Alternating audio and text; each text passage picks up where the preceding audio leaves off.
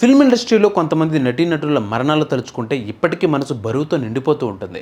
అటువంటి వారిలో మహానటి సావిత్రి, దివ్యభారతి, సౌందర్య, సిల్క్ స్మిత, సుశాంత్ సింగ్ రాజ్పుత్ లాంటి వారిని అభిమానులు ఎప్పటికీ మర్చిపోలేరు. అయితే వీరి మరణాలతో సుశాంత్, దివ్యభారతి మరణాలు ఇప్పటికీ మిస్టరీలాగానే ఉన్నాయి.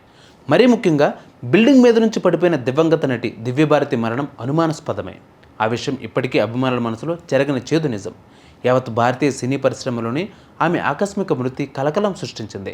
చాలా చిన్న వయసులో ఇండస్ట్రీలోకి అడుగుపెట్టింది. 16 ఏళ్ల ప్రాయంలోనే హీరోయిన్గా మారి ఆమె 18 ఏళ్లకు స్టార్ హీరోయిన్ స్టేటస్ను తెచ్చుకుంది. అంతేకాదు, బాలీవుడ్తో పాటు టాలీవుడ్లో కూడా ఆమె 2 సినిమాలతో స్టార్ హీరోయిన్గా మారింది. వెంకటేష్, మోహన్ బాబు సినిమాల్లో నటించింది. 16 ఏళ్లకి ఇండస్ట్రీలోకి వచ్చిన ఆమె జీవితం 19 ఏళ్లకే ముగిసిపోయింది. ఈలోపే ఆమెకు పెళ్లి కూడా జరిగింది. ఇక దివ్యభారతి మరణించి దాదాపు 20 ఏళ్ళు అవుతుంది. కానీ ఇప్పటికీ ఆమె మరణం వీడని మిస్టరీగా నిలిచిపోయింది.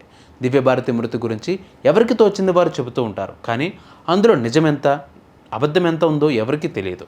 పోలీసులు కూడా ఏం తేల్చలేక వదిలేశారు. ఇక 2 దశాబ్దాలు అవుతున్న దివ్యభారతి మరణం గురించి రోజు ఏదో ఒక షాకింగ్ విషయాలు బయటకు వస్తూ ఉంటాయి. ముంబైలోని తన అపార్ట్మెంట్లోని 5వ అంతస్తు బాల్కనీ నుంచి పడి దివ్యభారతి మరణించగా, ఆ సమయంలో ఆమె భర్త నిర్మాత సాజిద్ నడియాద్వాలపై పలు తీవ్ర ఆరోపణలు వచ్చాయి. అయితే సాజిద్ నిందితుడు కాదని బాలీవుడ్ నటి గుడ్డి మారుతి సంచలన విషయాలను బయటపెట్టింది. బాలీవుడ్ నటి గుడ్డి మారుతి రీసెంట్గా ఓ ఇంటర్వ్యూలో పాల్గొంది. ఈ సందర్భంగా గుడ్డి మారుతి మాట్లాడుతూ, దివ్యభారతి చాలా మంచి అమ్మాయి, కానీ ఎప్పుడు విశ్రాంతి అనేది లేకుండా పనిచేసేది, కానీ అంతే ఎక్కువగా ఎంజాయ్ చేసేది కూడా. ఎంతలా ఉండేదంటే ప్రతిరోజు అది తన జీవితంలో చివరి రోజు అన్నట్లుగా గడిపేది. షోలా ఔర్ షబ్నమ్ సినిమా షూటింగ్ టైంలో ఆమె మరణం జరిగింది.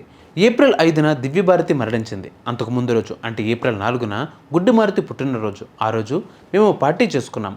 గోవింద, దివ్య, సాజిద్ మరికొందరు కూడా పార్టీలో పాల్గొన్నారు. కానీ ఆ పార్టీలో దివ్యభారతి చాలా డల్గా కనిపించింది. ఎందుకో తెలియదు, అందరితో మాట్లాడుతుంది, కానీ లోపల ఏ విషయం గురించో బాధపడుతూ ఉందని భావించాను. ఉదయాన్నే అవుట్డోర్ షూటింగ్ ఉంది, కానీ ఆ షూటింగ్ వెళ్ళడం ఆమెకి ఇష్టం లేదు, కానీ వెళ్లాల్సిందే అని అనుకుంది. ఇక దివ్యభారతి తన ఫ్యామిలీతో 5వ అంతస్తులో ఉండేవారు. ఆ రాత్రి నేను ఐస్ క్రీమ్ తీసుకోవడానికి కిందకి వెళ్ళాను. అప్పుడు నన్ను పైనుంచి ఎవరో పిలిచినట్లు అనిపించింది.